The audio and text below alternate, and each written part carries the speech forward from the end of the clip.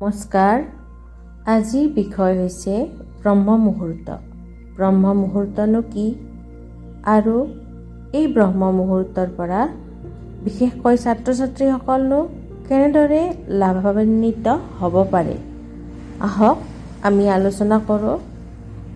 প্ৰথমতে ব্ৰহ্ম মুহূৰ্ত হ'ল সূৰ্যোদয়ৰ আগৰ 1.5 ঘণ্টা সময়, অৰ্থাৎ 3:30 বজাৰ পৰা 5:30 বজালৈ এই সময়ছোৱাক ব্ৰহ্ম মুহূৰ্ত বোলা হয়।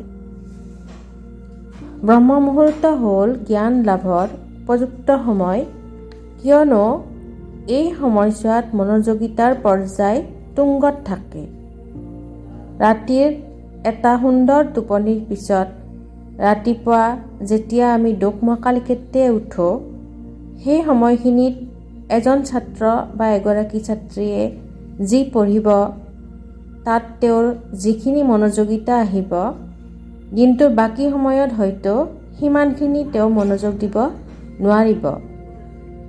গতিকে ব্ৰহ্মা মানে হ'ল জ্ঞানৰ চৰম পৰ্যায়, মুহূৰ্ত অৰ্থাৎ সময়।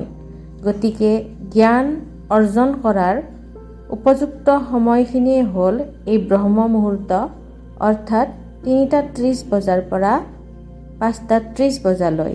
সূৰ্যোদয়ৰ আগৰ এই সময়ছোৱা শিক্ষাৰ্থীসকলে বিশেষভাৱে তেওঁলোকৰ কামত খটুৱাটো বিশেষ প্ৰয়োজনীয়।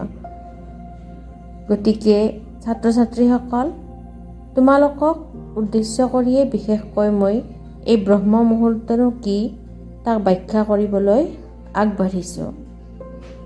ভিডিঅ'টো চাই যদি তোমালোকে কিবা নতুন জ্ঞান লাভ কৰিছা, কিবা শিকিব পাৰিছা, মোৰ চেনেলটো ছাবস্ক্ৰাইব কৰিবা আৰু ভিডিঅ'টো শ্বেয়াৰ কৰি দিবা। ধন্যবাদ।